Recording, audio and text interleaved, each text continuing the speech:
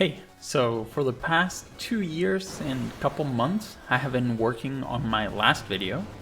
I was done with it about 2 months ago, and it didn't do great, so where did I go wrong? Well, that's what I want to talk about today. This is a video mainly for myself. I think putting my mistakes out in a video, having to think about them, articulating them, will help me not fall for the same traps again. And if you're into video producing or anything creative, really, maybe you can relate to my issues and hopefully avoid the same pitfalls. So, where did I go wrong? I think first was my mindset. A couple years ago, I saw a video about how people starting YouTube usually don't get any views, but stay motivated until they hit it big for the first time. Then their standards rise a lot. And after they realize they can't make the same views again, they go all out with a massive project and just burn out. After watching that, I immediately thought, couldn't be me. Crazy how things turned out. So back to mindset. My only goal when making that video was to make the best video I can right now. The issue with this is that when you're as new to making videos as I am, when there's so much to learn in so many fields, just by making anything, I am constantly learning new stuff. The issue with this is that if I am going to make a really long video that I am going to make no compromises on, as I work on it, I will improve at what I'm doing, and as I improve, the work that I did a couple weeks ago will not be up to my new standards and will need revising. And as I revise my old content, I will get better and on and on and on and on. So my first lesson to learn here really is deadlines. Deadlines are not a tool. They're not something to help you be more productive. They are mandatory. One of the issues I ran into was just procrastination. I would get to a point in the video in which I wanted a specific visual effect that I didn't know how to make, or very often I would be editing something that had so many layers and moving parts that my computer couldn't play it back and would constantly crash. It was such a pain to do that I would just postpone it and make excuses to not sit down and do these things when I had free time. Setting a deadline would have forced me to either cut these things out or find a less painful way to implement them, or force me to sit down and work through them to achieve the look I wanted. And here I want to talk about diminishing returns. I'm sure I'm not the first person to come up with this, but I don't know what it is actually called, so we'll just call it DR.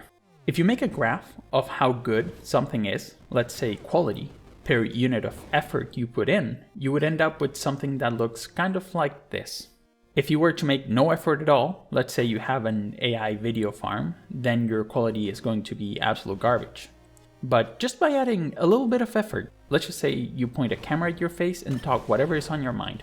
No editing, no cutting, no audio enhancing, just one take, boom, upload.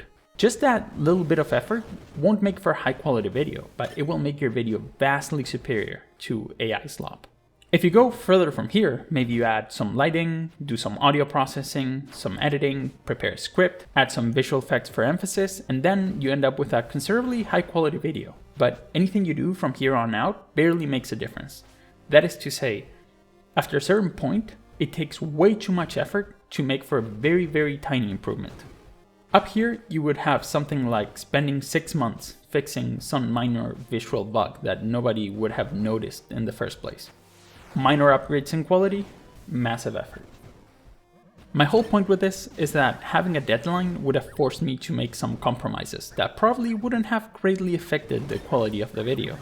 Instead of spending months working on things that were barely noticeable, I would have focused on what mattered and ended up with maybe a slightly worse video made in a quarter of the time. This is all to say I should have compromised on my vision for the video way sooner than I did.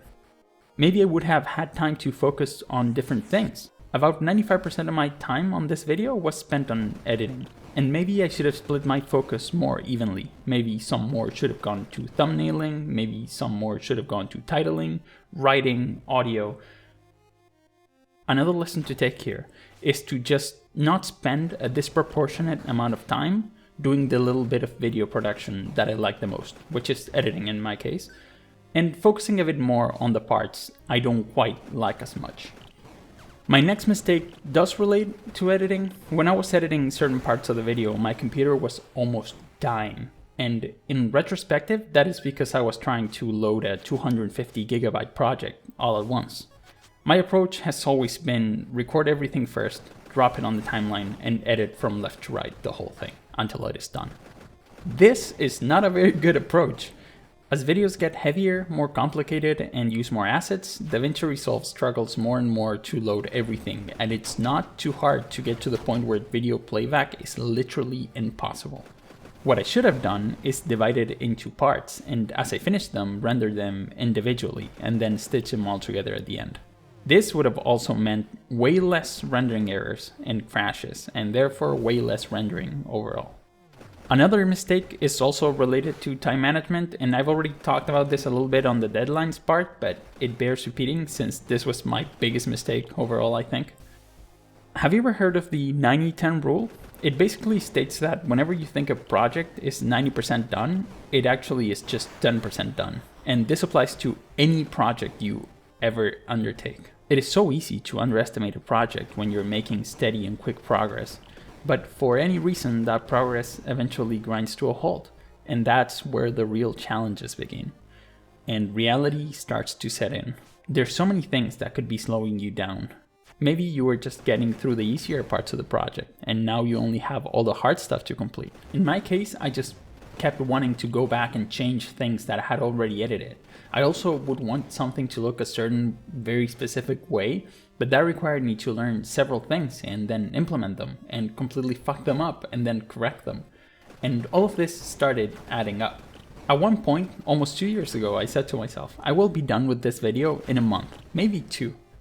My lesson to take from this is that you have to take these things into account when time budgeting and when setting your deadlines to make sure they are realistic. Sometimes sticking to deadlines will mean that you don't get to make something exactly the way you wanted. And that is also fine. One other thing for me to learn from this is to not stick to a single project.